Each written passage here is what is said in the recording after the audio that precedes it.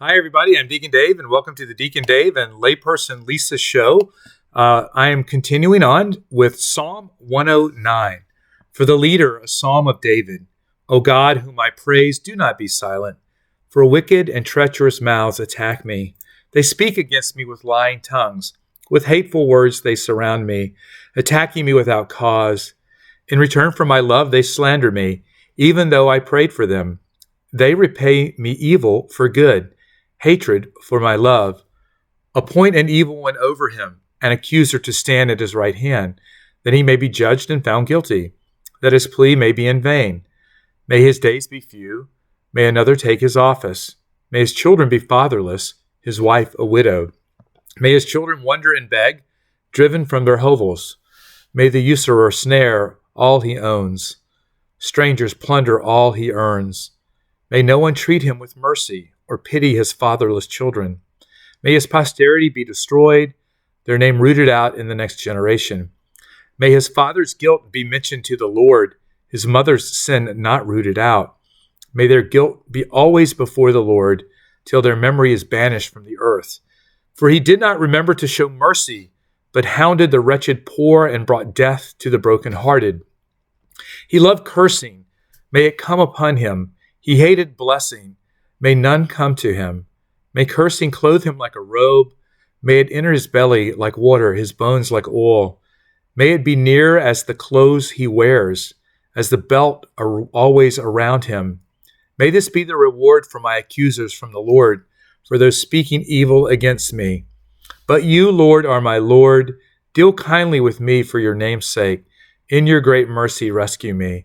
For I am poor and needy. My heart is pierced within me. Like a lengthening shadow, I am gone. I am shaken off like the locust. My knees totter from fasting. My flesh has wasted away. I have become a mockery to them. When they see me, they shake their heads. Help me, Lord my God. Save me in your mercy. Make them know this is your hand, that you, Lord, have done this.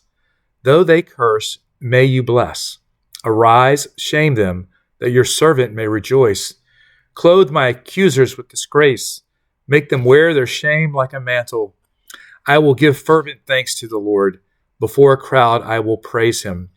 For he stands at the right hand of the poor to save him from those who pass judgment on him. So, in reading the notes on this, it says that the psalmist is apparently the victim of a slander campaign, potentially devastating in a society where reputation and honor are paramount. In the emotional perspective of the psalm, there are only two types of people, the wicked and their poor victims. So obviously this psalmist is a poor victim, which makes him a friend of God, and the enemy is the wicked, okay? And so the psalmist, as you can see in the middle of this, was seeking vindication, not on the basis of personal virtue, but because of God's promise to protect the poor. So now, how many of you have been talked about or gossiped about wrongly? How many of you have been judged wrongly? How many people have based their opinion on you maybe by the way you look or the way you dress or the way you act? How many people have said things that have affected your reputation with other people? All of these things that are unjust, right? We can begin to wear them. Yes, they are unfair. Yes, other people should not be doing or saying these things. But we do, have control over our actions and how we respond to injustice, okay? And I think that's important because we can have righteous anger, right? But we shouldn't have revengeful anger. Okay, we can be hurt by what has been done, but we shouldn't allow it to affect our identity. Because, see, our identity is not found in all of these other things that people are saying about us. They're found in Jesus Christ himself, who has taken us as his own. And here's the thing. There are a lot of times, like really little things, okay, that we might infer or read into what someone is saying or asking in a negative way because of our own lack of self-esteem. Okay, that's not healthy.